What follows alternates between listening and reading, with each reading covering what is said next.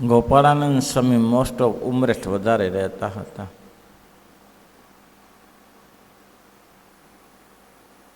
સ્વામીએ એકવાર બીમારી ગ્રહણ કરી અક્ષરધામમાં જવાનું નક્કી કરેલું.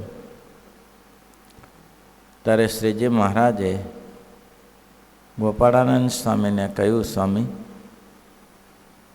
હજી સમય પાક્યો નથી, ઉતાવળ કરશો નહીં,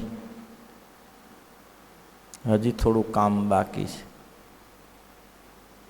એટલે મહારાજને કહ્યું, મહારાજ શું આપની ઈચ્છા છે? મહારાજ કે આ જગતમાં સર્વોપરી નિષ્ઠા પ્રવર્તવાની બાકી છે. અમારો મહિમા સર્વોપરી ગાઓ અને ખૂબ અમારો મહિમા પ્રવર્તાવો. અમે અક્ષરધામથી જે રીતે અહીંયા આવ્યા અને આ લોકમાં આવીને અમે અમારું પુરુષોત્તમપણું પ્રગટ કર્યું, એ તમે નહીં કહો તો અમારી ઉપાસના રહી જશે. માટે 2 વર્ષ શરીર રાખો અને અમારી ઉપાસના પ્રવર્તાવો. પછી સ્વામી બીમાર હતા એટલે સ્વસ્થ થયા અને 2 વર્ષ સુધી સર્વોપરીપણાનો ડંકો વગાડ્યો. ભગવાન પુરુષોત્તમ નારાયણ સર્વોપરી છે એ ચારે બાજુ વાત ફેલાવી.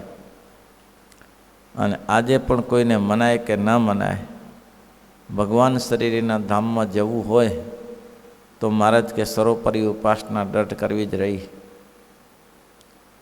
કોઈ એમ કહે મોટા મોટાએ આ જ કરેલું છે. ભાઈ રામદાસજીને ન સમજાણું તે ન સમજાણું. ભગવાન તો જાણતા જ હતા.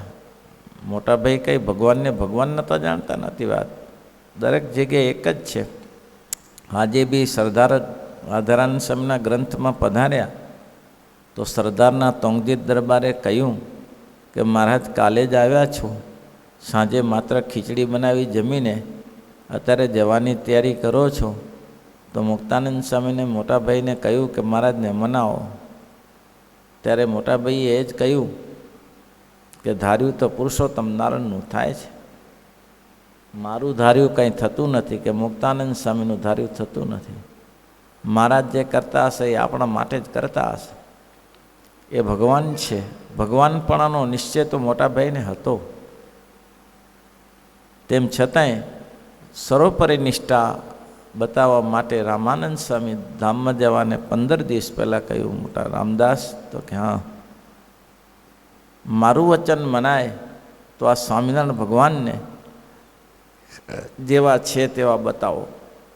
આ સર્વના કારણ સર્વ અવતારના અવતારી સર્વોપરી ભગવાન છે અને એવી ઉપાસના દ્રઢ કરાવો. અને તમે જો નહીં બતાવો તો આ વાત કાચી રહી જશે.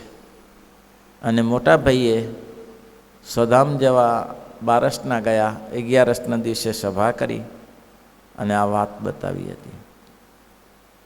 સભામાં કહ્યું હતું કે હું સમજી ન શક્યો વર્ષો સુધી, પણ મને રામાનંદ સ્વામી આ વાત બતાવી છે કે અમારું સર્વોપરીપણું સર્વ અવતારના અવતાર, આવા અવતાર પહેલે થયો નથી ને થશે નહીં. એવા ભગવાન મળ્યા છે, એવો અલૌકિક અવતાર તમને મળ્યો છે. એ સર્વોપરી નિષ્ઠા દ્રઢ કરજો ભગવાનના ધામમાં જવું હોય તો. તે દિવસે મહારાજે રાખ્યા હતા, પણ પછીથી ઉમરેઠમાં હતા ત્યારે રઘુવીરજી મહારાજને સ્વામીએ કહ્યું છે. માટે આચાર્યો પણ આવા સંતોની આજ્ઞામાં રહેતા હતા. કારણ કે સાધુ વર્ણી પાળા સુણી લેજો રે, ગોપાલ સ્વામીની આજ્ઞામાં રહેજો રે. બંનેના કાંડા મહારાજે આચાર્યના ગોપાળાનંદ સ્વામીને આપ્યા હતા. એટલે આચાર્યો પણ સેવામાં રહેતા હતા મોટા સંતોની. એટલે કહ્યું કે ચાલો આપણે વડતાલ જઈએ. તે વડતાલ 1 દિવસ રોકાયા, જમીને તૈયાર થયા. સ્વામી કીધું જમી આવ્યો.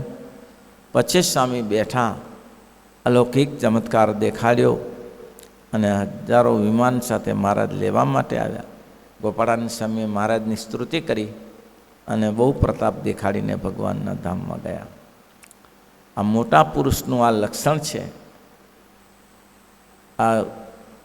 આ સંપ્રદાયમાં સર્વોપરી નિષ્ઠા ગુણાતીતાનંદ સ્વામી અને ગોપાળાનંદ સ્વામીએ વિશેષ પ્રવર્તાવી છે, દ્રઢ.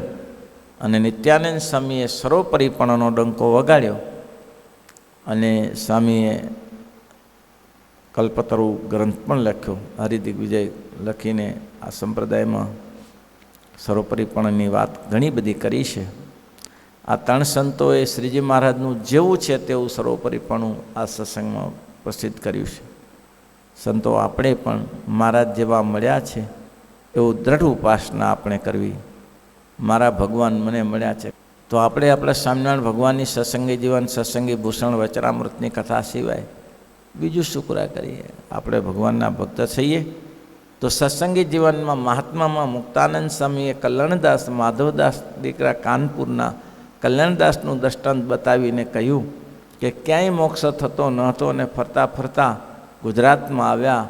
ગુજરાતમાંથી એને કોઈકે કહ્યું તમે પંચાલ દેશમાં ગઢપુર જાઓ, ત્યાં મહામોક્તો વસે છે. અને ત્યાં ગયા અને એ જ ઘડીએ આ શ્રીજી મહારાજ સ્વધામ ગયેલા અને દાદાના દરબારમાં સતાનંદ સ્વામીએ મહારાજના ચરિત્ર કહેવાના શરૂ કર્યા. અને એ કથા સાંભળી અને સભામાં એને આકલ નાખીને કહ્યું ધન્ય હો, ધન્ય હો, ધન્ય હો. મહારાજે અત્યાર સુધીમાં જે પૂર્વકર્મ દેખાતા હતા એ બધા બંધ થયા. આ ભગવાન સ્વામિનારાયણ ત્રણ છોગલાવાળાની પાગનું દર્શન થાય છે અને હું મહારાજના દિવ્ય ધામમાં હવે જઈશ. એવા એ પ્રતાપ છે જ આપને ત્યાં, તો જીવને સમજાતું નથી. એ તો એને ભાગ્યની વાત છે.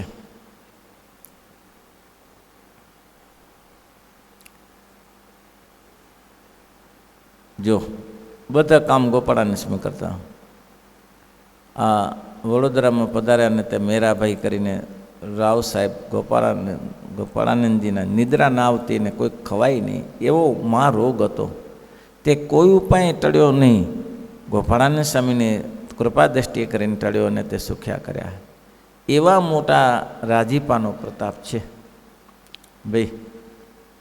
ભગવાન અને ભગવાનના સંતોની કથા વાર્તા સાંભળે તો ગમે તેવો રોગ હોય તો ટળી જાય. અને નિષ્ઠા ભગવાનને વિશે રાખવી. શરીરમાં સુખ ને દુઃખ આવે છે એ આપણા કર્મ ભોગવવાને માટે આવે છે. શરીરમાં સુખ દુઃખ આવે. શરીર છે બનેલું ચામડાનું છે કે સોનું ચંદ્ર, સોનું રૂપું ટાંક્યું નથી અંદર. તો શરીરમાં સુખ ને દુઃખ ના આવે તો ક્યાંથી આવે? અને આ શરીરમાં કોઈ રોગ કાયમી નથી. રોગની દરેકની અવધિ હોય છે. 2 વર્ષ રહે, 3 વર્ષ રહે, કે મહિનો રહે, કે 15 દિવસ રહે, પણ રોગની જાય ને જાય. આ જીવન કોઈ રોગ આ શરીરમાં છે નહીં, મહેમાન જેવો છે. એટલું શાંતિ રાખી. સુરતમાં પારસીનું દૃષ્ટાંત આપ્યું. પારસીનો દીકરો એકનો એક. કેટલી સ્વામીના ચમત્કારો, અઢળક ચમત્કારો છે, હજી તો લખાયા નથી. હવે આ ચમત્કાર ક્યાં લખાયો છે કે અમને નિદ્રા નથી આવતી અને ભૂખ નથી લાગતી?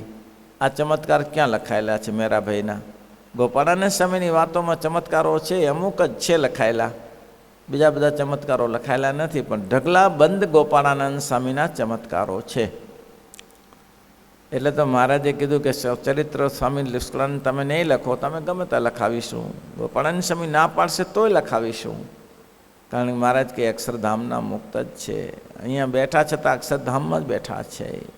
અને સ્વામી પોતે પણ કહે છે હરિભક્તોને કે તમને શું પ્રશ્ન છે? તો સ્વામી આ મારે પ્રશ્ન છે, હું અક્ષરધામમાં તમે આવો છો, ધમાથી કરીને જાઓ છો? જાઉં છું. ત્યાં મને જુઓ છો? તો કે ત્યાં મને પૂછી લેજો. તો સ્વામી ત્યાં બેઠા હતા કે અહીંયા પૃથ્વી ઉપર હતા. આવા સમર્થ સંત હતા. આવા દિવ્ય પુરુષ આપણે આ સત્સંગમાં મળ્યા. ગોપાળાનંદ સ્વામી, મુક્તાનંદ સ્વામી, નિત્યાનંદ સ્વામી, સુકાનંદ સ્વામી, બ્રહ્માનંદ સ્વામી, આવા મહાપુરુષો આ પૃથ્વી ઉપર મળ્યા છે. ત્યારે આ સત્સંગનો ફેલાવો કર્યો છે. હવે આ સત્સંગ છે, બગીચો કોઈએ બનાવ્યો હોય તો બગીચો હૂકવી ના નાખીએ એ મોટી દયા છે ભાઈ. બગીચો નવો ન બનાવી શકો તો કંઈ નહીં, પણ જે બગીચો જેમાં ફૂલઝાડ છે એને પાણી તો પાઓ, આટલું તો કરો. એટલું કરશો તો ભગવાન રાજી થશે. કેવી સમર્થી! સુરતમાં પારસીજી છોકરો મોટી ઉંમરે થયો પણ બોલે નહીં, મૂંગો. પથ્થર તેટલા પીર કર્યા પણ કાંઈ ભલીવાર આવી નહીં. જ્યાં જાય તે પૂજે. કોઈ કે અહીંથી આ થાય છે તે પૂજે, કોઈ કે અહીંથી આ થાય છે તે પૂજે, ભલીવાર ના આવી. કોઈ કે કહ્યું તમે ગોપાળાનંદ સ્વામીને મળો. અને વડતાલમાં ગોપાળાનંદ સ્વામી વાડી વિસ્તારમાં હતા ત્યારે ગોપાળાનંદ સ્વામી વડોદરામાં મળ્યા.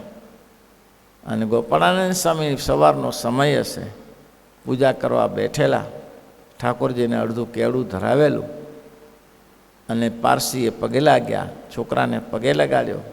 સ્વામી પૂજા કરી લીધા પછી એનો અંતર્જામી સંકલ્પ જાણીને એ કેળું પ્રસાદીનું ધરાવેલું છોકરાને આપ્યું. આ વાત સત્સંગમાં પ્રસિદ્ધ છે.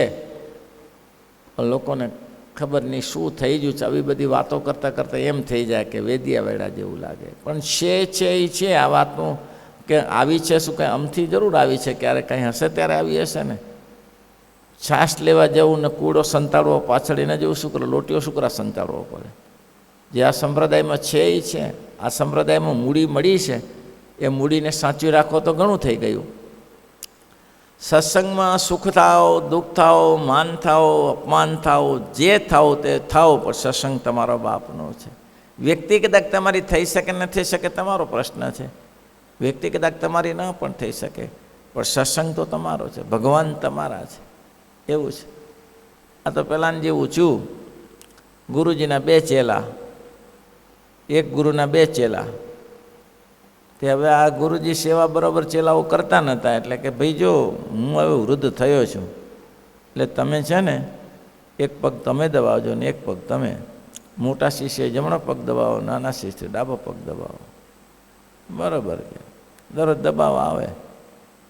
એક દિવસ નાનો શિષ્ય કંઈક ગયો હશે, મોટો શિષ્ય આવ્યો. ગુરુજી વાળી ઊંઘમાં ને ઊંઘમાં જમણા પગ ઉપર ડાબો પગ મૂક્યો. એને થયું કે અરે આ મારા પગ ઉપર આ બીજો પગ શેનો આવે? મોટો હું તો મોટો છું. અવિવો વિવેક તો ધોકો ઢીબી નાખ્યો.